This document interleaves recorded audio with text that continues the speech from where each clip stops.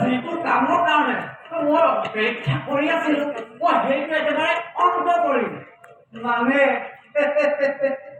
এইবাৰ মই কিবা পাছত আবদ্ধ হ'ম ভাবিলে কিবা এটা ভাল লাগি যায় তোৰ কথাটো ক'বলৈ পাহৰিছিলে নহয় ৰাজ্যৰ ইমানবোৰ অস্ত্ৰৰ মাজত ৰজা ৰামচন্দ্ৰই অষ্টমেক যুদ্ধৰ বাবে তোকহে বাছনি কৰিছে ভাগ্যৰ কথা নে ভাগ্য নুখুলিলে কেনেকৈ হ'ব তোক লৈ মই বন্ধন কষ্ট কৰিছো নে তুলিছো তালিছো খুৱাইছো খুৱাইছো